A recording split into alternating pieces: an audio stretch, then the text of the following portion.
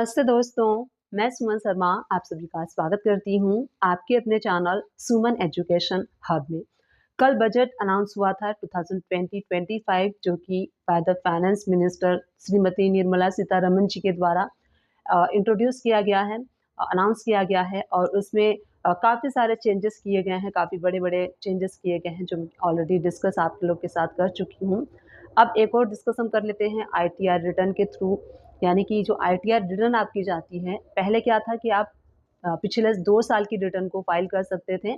अब यहाँ पे और पिछले 2 साल की रिटर्न को आप फाइल कर सकते हैं, यानी कि टोटल पिछले 4 साल की आप आईटीआर रिटर्न को फाइल कर सकते हैं। काफ़ी सारे लोग जो ओरिजिनल ड्यू डेट होती है आईटीआर की, उसको मिस कर देते हैं और जो बिलेटेड डेट होता है, उसको भी मिस कर देते हैं, तो वो अपनी आईटीआर यू फॉर्म के थ्रू अपनी बिलेटेड रिटर्न को अपडेटेड रिटर्न को फाइल करते हैं।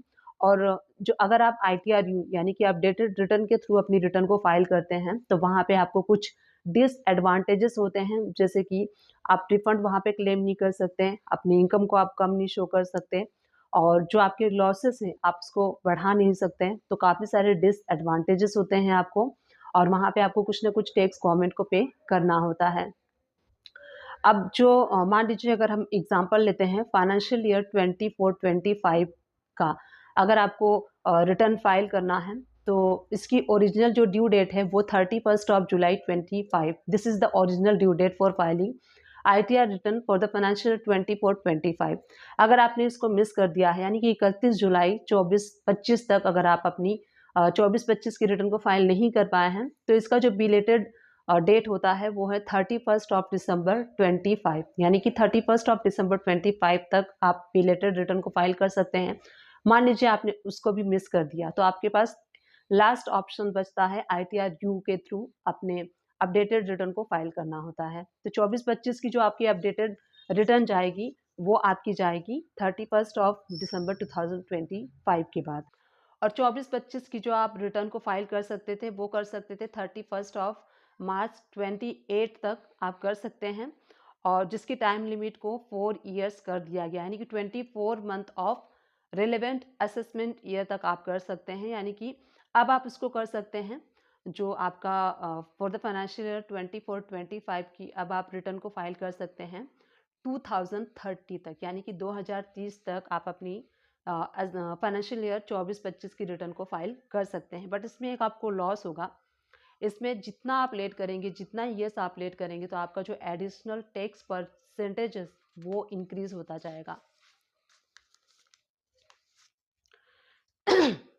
अब जो एडिशनल टैक्स परसेंटेज है वो है 20%, 50%, 60% एंड 70%। यानी कि अगर पहले साल आप करेंगे तो आपको 25% करना होता है एडिशनल टैक्स पे, और सेकेंड ईयर करते हैं तो 50%, थर्ड ईयर करते हैं तो 60% एंड फोर्थ ईयर करते हैं तो 70% एडिशनल टैक्स आपको पे करना होता है। तो इसमें आपका ही लॉस है, आप जितना लेट करेंगे आपको उतना ज़्यादा एडिशनल टैक्स पे गवर्नमेंट को करना होगा। तो आईटीआर यू के थ्रू गवर्नमेंट को भी काफ़ी बेनिफिट हुआ है, क्योंकि ऐसे बहुत सारे टैक्स पेयर्स हैं जो कि ओरिजिनल डेट एंड जो कि 31st ऑफ जुलाई को होती है और जो बिलेटेड डेट जो होती है 31st ऑफ दिसंबर को है। तो काफ़ी सारे लोग बहुत सारे रीजंस की वजह से उसको मिस कर देते हैं। तो आईटीआर यू फॉर्म के थ्रू जो टैक्स पेयर्स हैं उनको भी बेनिफिट होता है, वो अपनी आईटीआर रिटर्न को फाइल कर देते हैं और जो गवर्नमेंट है उनको भी प्रॉफिट होता है, उनको भी बेनिफिट होता है इसका। तो आपको अपनी रिटर्न को फाइल करना चाहिए टाइमली। आईटीआर रिटर्न फाइल करने के आपको काफ़ी सारे बेनिफिट्स होते हैं, जैसे कि आपको मान लीजिए वीज़ा अप्लाई करना है, लोन के लिए अप्लाई करना है, अगर आपका टीसीएस एंड टीडीएस डिडक्ट हुआ है तो आप उसको भी क्लेम कर सकते हैं। उसके लिए आपको अपनी आईटीआर रिटर्न को फाइल करना होगा। अब आईटीआर यू फॉर्म जो है वो कौन यूज़ नहीं कर सकता है, किसके लिए नहीं है, तो वो हम यहाँ पे डिस्कस कर लेते हैं। आईटीआर यू जो है वो पर्सन यूज़ नहीं कर सकता है शोकेस नोटिस अगर किसी के पास आया है सेक्शन 148 ए का, तो उसके लिए 36 मंथ के अंडर अंडर रिलेवेंट है, 36 मंथ के अंडर अंडर ही वो अपनी आईटीआर यू फॉर्म को यूज़ करके अपनी रिटर्न को फाइल कर सकता है।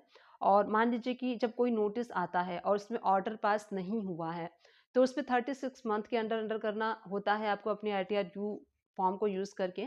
और अगर कोई नोटिस में आया है और जैसे कि नोटिस इशू किया जाना था कई बारी केसेस में होता है ना कि ऑर्डर आता है बट उसका नोटिस नहीं जाना था, तो उसके लिए 48 मंथ कर दिया गया है। तो ये आपके लिए बेनिफिट है कि आप एटलीस्ट ITR-U का फॉर्म का यूज़ कर सकते हैं अगर नोटिस के केसेस में भी 36 मंथ के अंडर अंडर एंड 48 मंथ के अंडर अंडर आपको अपनी ITR-U फॉर्म को यूज़ करके अपडेटेड रिटर्न को फाइल करना होता है। तो ये हमने ITR रिटर्न से रिलेटेड इस वीडियो में डिस्कस किया। उम्मीद करती हूँ ये वीडियो से आप कनेक्ट हो पाए होंगे, समझ पाए होंगे।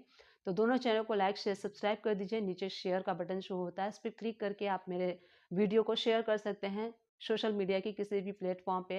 एंड रेड कलर का सब्सक्राइब बटन शो होता है, तो प्लीज़ उसको हिट करके, और सब्सक्राइब करना बिल्कुल फ्री है। आप लोग एंटरटेनमेंट के वीडियो देखते हैं, काफ़ी डिफरेंट वीडियो देखते हैं और उनको सब्सक्राइब करते हैं, और हम लोग काफ़ी मेहनत करते हैं एजुकेशनल पर्पज़ से, आप लोग को एजुकेशन प्रोवाइड करते हैं, अपडेट करते हैं। तो हमें भी उम्मीद रहती है कि आप लोग हमें भी सब्सक्राइब करेंगे, हमें भी सपोर्ट करेंगे। तो प्लीज़ मेरे चैनल को भी सपोर्ट कीजिए लाइक से सब्सक्राइब करके। और जो मेरा इंग्लिश लैंग्वेज में चैनल है सुमन एजुकेशन हब इंग्लिश, उसको भी प्लीज़ लाइक शेयर सब्सक्राइब करके सपोर्ट कीजिए। Thank you for watching, keep watching.